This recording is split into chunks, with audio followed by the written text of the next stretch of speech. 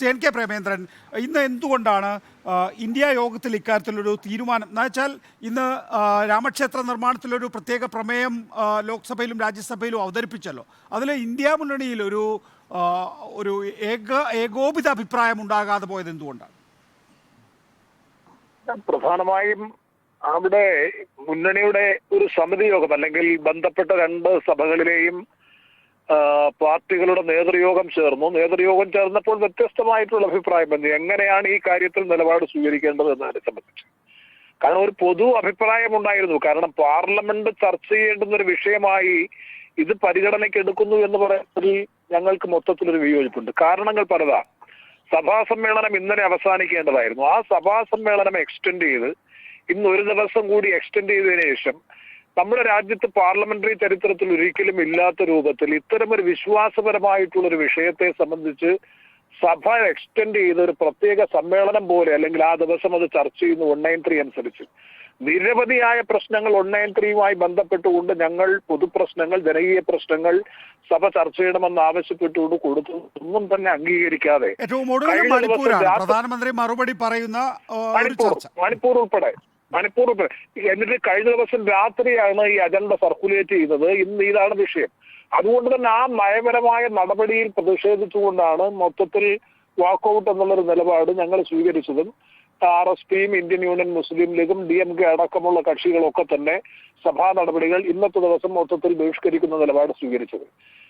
എന്നാൽ കോൺഗ്രസ് എടുത്ത നിലപാട് തികച്ചും വ്യത്യസ്തമായ നിലപാടാണ്. ആ നിലപാട് കോൺഗ്രസിനെ സംബന്ധിച്ചിടത്തോളം ഒരു ശരിയായിട്ടുള്ള നിലപാടാണ്. കാരണം അവരുടെ നിലപാട് സഭയിൽ അവതരിപ്പിച്ചതിന് ശേഷം പ്രമേയം അവതരിപ്പിക്കുന്ന സമയത്ത്, അതായത് പ്രമേയമല്ല റെസൊല്യൂഷൻ പാസ്സാക്കുന്ന സമയത്ത് അവർ വാക്കൌട്ട് നടത്തുന്ന നിലപാട് സ്വീകരിച്ചു. ഞങ്ങൾ നേരത്തെ നിലപാട് സ്വീകരിച്ചു. അതിൽ നിലപാടിൽ കാര്യമായ വ്യത്യാസമില്ല. മുസ്ലിം ലീഗിന്റെ E.T. മുഹമ്മദ് ബഷീർ പറയുന്ന കാര്യങ്ങൾ പ്രസക്തമാകുന്നത് ശ്രീ എൻ കെ പ്രേമചന്ദ്രൻ. നോക്കൂ, ഇങ്ങനെ ഒരു പ്രമേയം ഇന്ത്യയുടെ പാർലമെന്റിന്റെ ചരിത്രത്തിൽ ആദ്യം, നേരത്തെ ശ്രീ PDT ആചാര്യ പറയുകയാണ് ഇങ്ങനെ ഒരു പ്രമേയം മുൻകാലങ്ങളിൽ ഉണ്ടായിട്ടില്ല എന്ന്. ഒരു ദേവാലയം, ഒരു മതത്തിന്റെ ദേവാലയത്തിന്റെ ഉദ്ഘാടനം, അതിന്റെ പ്രതിഷ്ഠാ ചടങ്ങ്, അതെങ്ങനെയാണ് പാർലമെന്റിൽ ഒരു പ്രമേയ ചർച്ചയായി വരിക? അങ്ങനെ ഒരു പ്രമേയം പാടില്ല എന്ന് പറയാൻ മതേതര കക്ഷികൾക്ക് ബാധ്യതയില്ലേ? അത്തരം ചർച്ചകളിൽ നിന്ന് ഒഴിഞ്ഞു നിൽക്കേണ്ടത് ഇപ്പോൾ RSP ഒഴിഞ്ഞു നിന്ന പോലെ, CPMഉം ലീഗും ഒക്കെ ഒഴിഞ്ഞു നിന്നതുപോലെ കോൺഗ്രസും ഒഴിഞ്ഞു നിൽക്കേണ്ടതായിരുന്നില്ലേ? സഭാ നടപടിക്രമങ്ങളും പാർലമെന്ററി കീഴ്വഴക്കങ്ങളും അനുസരിച്ച് 100% ശരിയാണ്. കാരണം അവിടെ രാമപ്രതിഷ്ഠ നടന്നു, ക്ഷേത്രം ആരംഭിച്ചു, ആരാധനാനുഷ്ഠാനങ്ങൾ നടന്നുകൊണ്ടിരിക്കുന്നു. അതുമായി ബന്ധപ്പെട്ട് പാർലമെന്റിൽ ഒരു പോലെയുള്ള ഏറ്റവും പ്രധാനപ്പെട്ട ജനകീയ പ്രശ്നങ്ങൾ ചർച്ച ചെയ്യപ്പെടുന്ന ഒരു വകുപ്പ് ഉപയോഗിച്ച് ഒരു ചർച്ച കൊണ്ടുവരേണ്ട ഒരു ആവശ്യമില്ല. അപ്പൊ ഇതിനെ വിശ്വാസത്തെ പൂർണ്ണമായും രാഷ്ട്രീയവൽക്കരിക്കുക, വരുന്ന 2024 ഈ വർഷം നടക്കാൻ പോകുന്ന തെരഞ്ഞെടുപ്പിനെ മുന്നിൽ കണ്ടുകൊണ്ട് അത്തരത്തിലൊരു രാഷ്ട്രീയമായ ദുരുദ്ദേശത്തോടുകൂടി കൊണ്ടുവന്നു എന്നതുകൊണ്ട് തന്നെയാണ് ആ ചർച്ചകളിൽ നിന്ന് ബഹിഷ്കരിക്കാൻ ഞങ്ങൾ നിർബന്ധിതമായത്. എന്നാൽ കോൺഗ്രസിനെ സംബന്ധിച്ചിടത്തോളം അതിനകത്തെടുത്ത രീതി അത് ആ നിലയിൽ കുറ്റം പറയാൻ കഴിയില്ല. അവരെ സംബന്ധിച്ചിടത്തോളം ഈ വിഷയത്തിലുള്ള കോൺഗ്രസിന്റെ നിലപാട് വ്യക്തമാക്കണമെന്നുണ്ട്. ഗൗരവ് ഗൊഗോയിയാണ് പ്രസംഗിച്ചത്. കൃത്യമായ നിലപാട് സ്വീകരിച്ചു. ആരാധനാനുഷ്ഠാനവുമായി ബന്ധപ്പെട്ടുകൊണ്ട്, ക്ഷേത്രപ്രതിഷ്ഠയുമായി ബന്ധപ്പെട്ടുകൊണ്ടൊക്കെ നിലപാട് സ്വീകരിക്കുകയും ഞാൻ സഭയിൽ ഉണ്ടായിരുന്നില്ല. ഞാൻ മനസ്സിലാക്കുന്നത് ശരിയെങ്കിൽ അവസാനം പ്രമേയം അല്ലെങ്കിൽ നിലവിലുള്ള മോഷൻ റെസൊല്യൂഷനായി കൺവേർട്ട് ചെയ്യുന്ന സമയത്ത് കോൺഗ്രസ് അടക്കം വാക്കൌട്ട് നടത്തി പ്രതിഷേധം രേഖപ്പെടുത്തിയെന്നാണ് ഞാൻ മനസ്സിലാക്കുന്നത്. അതുകൊണ്ട് ഈ കാര്യത്തിൽ പൊതു നിലപാട് തന്നെയാണ്.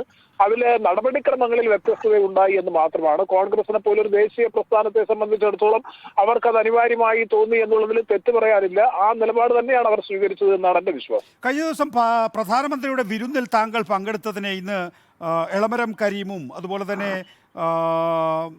ധനമന്ത്രി KN ബാലഗോപാലും ഒക്കെ വിമർശിച്ചിട്ടുണ്ട്. താങ്കൾ ഇന്ത്യ ബ്ലോക്കിനെ വഞ്ചിച്ചു എന്നാണ് എളമരം കരീം പറയുന്നത്. മറ്റാരും പങ്കെടുത്തില്ല, പ്രധാനമന്ത്രിയുടെ തന്ത്രത്തിൽ താങ്കൾ വീണു, ചില സംശയങ്ങളുണ്ട്, കോൺഗ്രസ് നേതൃത്വം മറുപടി പറയണം, കേരളത്തിൽ BJP അക്കൗണ്ട് തുറക്കും എന്ന് പറഞ്ഞത് പ്രേമചന്ദ്രനെ കണ്ടാണോ എന്ന് വിശദീകരിക്കണം എന്നൊക്കെയാണ് എളമരം കരീം.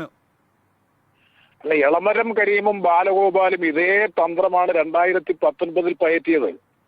2019 നികേഷിന് നല്ല ഓർമ്മയുണ്ടാകുമെന്നാണ് എന്റെ വിശ്വാസം. പ്രധാനമന്ത്രി കൊല്ലം നാഷണൽ ഹൈവേ ബൈപ്പാസ് ഉദ്ഘാടനം ചെയ്യാൻ വന്നതുമായി ബന്ധപ്പെട്ടുകൊണ്ട് ഞാൻ പ്രധാനമന്ത്രിയെ ക്ഷണിച്ചുകൊണ്ട് വന്ന് സംസ്ഥാന ഗവൺമെന്റിന്റെ അധികാരത്തിന് അതീതമായി ഉദ്ഘാടന കർമ്മം നിർവഹിച്ചു. തെരഞ്ഞെടുക്കപ്പെട്ടു കഴിഞ്ഞാൽ തെരഞ്ഞെടുക്കപ്പെട്ട അടുത്ത ദിവസം തന്നെ ഞാൻ നരേന്ദ്രമോദിയോടൊപ്പം ക്യാബിനറ്റിൽ അംഗമാകുമെന്നും BJP-യിൽ ചേരുമെന്നും നിരന്തരമായി തോമസ് ഐസക്കിന്റെ നേതൃത്വത്തിൽ ബാലഗോപാലിന്റെയും എളമരം കരീമിന്റെയും കോടിയേരി ബാലകൃഷ്ണൻ പത്രസമ്മേളനം നടത്തി പരസ്യമായിട്ട് പറഞ്ഞു.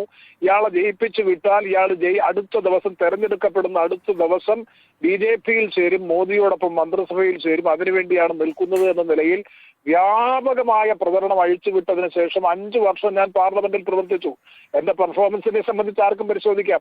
എളമരം കരീമിനോട് വിനയപുരസരം എനിക്ക് പറയാനുള്ളത്, കഴിഞ്ഞ ദിവസം ഉച്ചയ്ക്ക് 2:30-ക്കാണ് പ്രധാനമന്ത്രി ഞങ്ങളെ വിളിക്കുന്നു. ഞാൻ വീട്ടിലായിരുന്നു. ഉച്ചയ്ക്ക് ഊണ് കഴിക്കാൻ പോയപ്പോൾ പ്രധാനമന്ത്രിയുടെ ഓഫീസിൽ നിന്ന് അദ്ദേഹത്തിന്റെ അഡീഷണൽ സെക്രട്ടറി വിളിക്കുന്നു. എവിടെയുണ്ട്? ഞാൻ പറഞ്ഞ വീട്ടിലാണ്. 15 മിനിറ്റിനുള്ളിൽ വരാമോ? പ്രധാനമന്ത്രി കാണണമെന്ന് ആഗ്രഹിക്കുന്നു.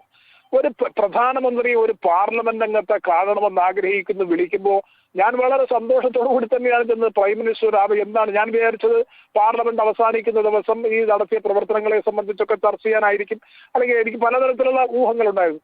ഞാൻ അവിടെ ചെന്നപ്പോൾ 4-5 MP-മാരും അവിടെ ഇരിക്കുന്നു. അതിനുശേഷം ഞങ്ങൾ ഓഫീസ് അദ്ദേഹത്തിന്റെ മുറിയിലേക്ക് ക്ഷണിച്ച ഉടനെ അദ്ദേഹം എഴുന്നേറ്റ് വന്ന് ഷേക്ക് ഹാൻഡ് നൽകി ഞങ്ങളുടെയൊക്കെ തോളത്ത് തട്ടി ഞാൻ നിങ്ങളെ ശിക്ഷിക്കാൻ പോവുകയാണ്, എന്നോടൊപ്പം വരിക എന്ന് പറഞ്ഞ് അദ്ദേഹം ലീഡ് ചെയ്ത് ലിഫ്റ്റിൽ കൊണ്ടുപോയി. ഞങ്ങൾ എല്ലാവരും ലിഫ്റ്റിൽ കയറി മുകളിലത്തെ നിലയിൽ 1ാമത്തെ നിലയിൽ പോയി.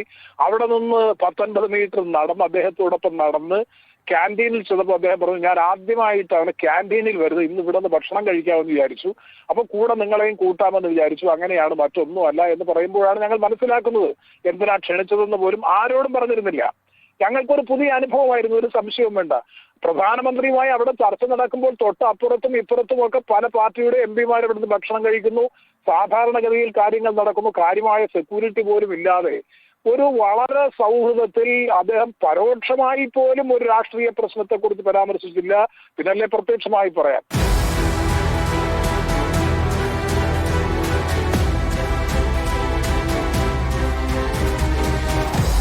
Debate with MV Nikesh Kumar.